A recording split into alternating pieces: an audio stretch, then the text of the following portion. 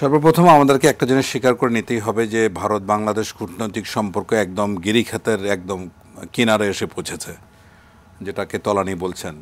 তা মূলত আমাদের এখন উভয় দেশের ক্ষেত্রে অত্যন্ত সংযত আচরণ না করলে উভয় দেশ আমরা ক্ষতিগ্রস্ত হব। এবং সম্প্রতি সীমান্ত এলাকায় যে ঘটনাটা ঘটছে এটা কোনো বিচ্ছিন্ন ঘটনা নয়। এটা সেই জুলাই আগস্টে যে পতন সরকারের, তারপর থেকে ভারত এটা মেনে নিতে পারছে না। এটা এর থেকে বড় কূটনৈতিক পরাজয় ভারতের ইতিহাসে হয়েছে কিনা সন্দেহ। তো সুতরাং এত বড় একটা অপমান করা, এটাকে বলা যায় একদম অপমানকর কূটনৈতিক পরাজয়।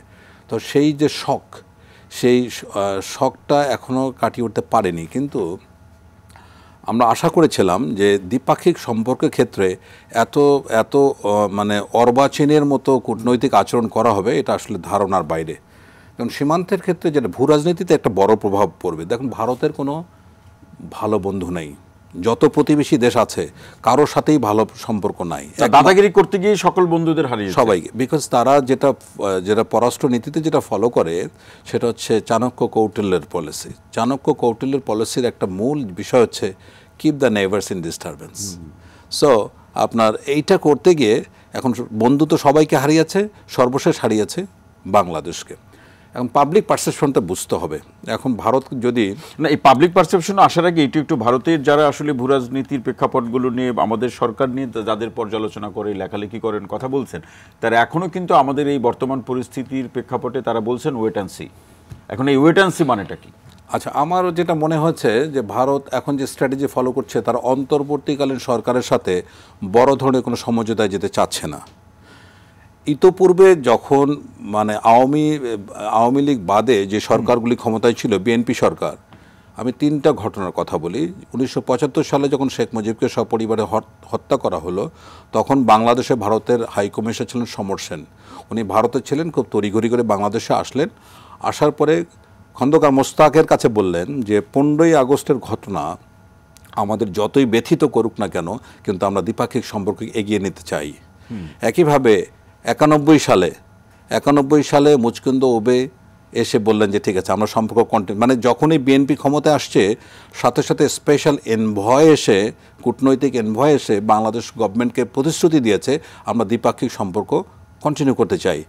এইবারই একটা ব্যতিক্রমধর্মী সময়, যেখানে আমরা দেখলাম ভারতের সরকারি পর্যায় থেকে শুরু করে রাজনৈতিক দল, মিডিয়া, এমনকি জনসাধারণ। না, তার মানে কি ভারত কি এই বর্তমান যে সময় আছি সেই সময়ের পরিবর্তে সামনের সময়টা দেখছে, বা সামনের সময়টার আলোকে বর্তমান বাস্তবতা বিচার করছে? না, সামনের সময় বলতে আমি যদি স্পষ্ট করি, নির্বাচন হবে, নির্বাচনের পরে রাজনৈতিক দল সরকারে আসবে, রাজনৈতিক দল যেটি ভারতের সেনাপ্রধান কিন্তু একটা কথা বলছে, রাষ্ট্রীয় প্রসঙ্গে নির্বাচিত সরকারের সাথেই কাজ করতে তারা স্বাচ্ছন্দ্য বোধ করবে। সেনাপ্রধান যেটা বলেছেন, জেনারেল উপেন্দ্র যেটা বলেছেন, তার মধ্যে এই কথাটাই যদি আমি একটু নেগেটিভ ধরি, বাকি কিন্তু পুরোটাই পজিটিভ ছিল।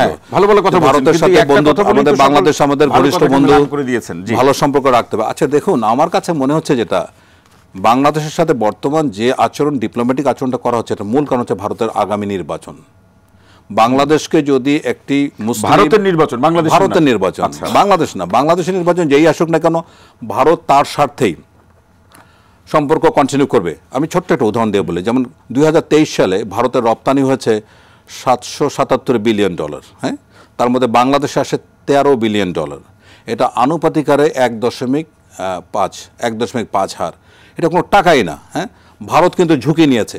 এই রপ্তানি তারা বন্ধ করে হলেও, এই রপ্তানি বন্ধ করলে বাংলাদেশকে শিক্ষা দিতে যাচ্ছে। এখন কথা হচ্ছে যে বাংলাদেশকে শিক্ষা দেওয়ার জন্য যে মেজরগুলি, আপনি দেখুন এই কিছুদিন পরে কিন্তু 150 বছরের ভারতবর্ষ উদযাপন করার পরিকল্পনা ভারত নিয়েছে। প্রথমবার একটা পজিটিভ উদ্যোগ নিল, যেখানে পাকিস্তান থেকে শুরু করে, আফগানিস্তান থেকে শুরু করে অবজারভার হিসেবে অনেকে ডাকছে, বাংলাদেশকে আমন্ত্রণ জানিয়েছে। খুব সম্ভবত বাংলাদেশ এটা অ্যাভয়েড করছে। যাই হোক, তো এখন কথা হচ্ছে যে আপনি উপরে স্ট্র্যাটেজিক্যালি আপনি এরকম সম্প্রীতির কথা বলবেন, কিন্তু সীমান্ত এলাকায় যে ঘটনাটা ঘটছে একেবারে অর্বাচীনের মতো কাজ। সীমান্তের ব্যাপারে আমাদের 4টা চুক্তি আছে ভারতের সাথে। সেখানে সুস্পষ্টভাবে বলা আছে যে শূন্য লাইনের 150 গজের মধ্যে কেউ কখনো যেতে পারবে না, কোনো কিছু করতে পারবে না। ওয়ারেজ 5টা সীমান্ত এলাকায় তারা কাঁটাতারে বেড়া দিতে শুরু করেছে এবং গত 2 দিনের 3 দিনের প্রতিবাদে এবং স্থানীয় জনগণ এবং ওখানে ফোর্স ডেভেলপমেন্ট করা, বাংকার করা, এভাবে করে 3টাতে বন্ধ হয়েছে, এখনো কিন্তু 2টা বন্ধ করেনি। এটা কিন্তু স্পষ্টভাবে উস্কানিমূলক এবং যে সীমান্ত আইন আছে তার লঙ্ঘন। এটা ভারত করেছে, বাট এর মধ্যে আমরা ভুলে গেলে হবে না, গত সপ্তাহে কিন্তু বাংলাদেশ গভর্নমেন্ট অনুমোদন দিয়েছে 50,000 মেট্রিক টন চাল আমদানির। সুতরাং এই বিষয়টা চলতেই হবে। এই দেশ যদি কোনো দেশ যদি মনে করে যে আমি এটা বন্ধ করব, আমাদের পক্ষ থেকে হৃদ্যতার কোনো ঘাটতি নাই, কিন্তু সেটা সম্মান এবং ন্যায্যতার ভিত্তিতে অবশ্যই এবং একটা জিনিস হলো কি, স্বাধীনতার পর থেকে বাংলাদেশ ভারতের যে কূটনৈতিক সম্পর্ক, এটা কোনোদিনই উইন উইন ছিল না। এটা সবসময় 90 ভাগ ভারতের পক্ষে ছিল, 10 ভাগ আমাদের। এখন তো সময় এসেছে বাংলাদেশের ঘুরে দাঁড়ানোর প্রশ্নে, ঘুরে দাঁড়ানোর সময় আসছে, বাট আমরা ঘুরে দাঁড়াতে পারবো কিনা সে ব্যাপারে আমি যথেষ্ট সন্দেহ যাচ্ছে।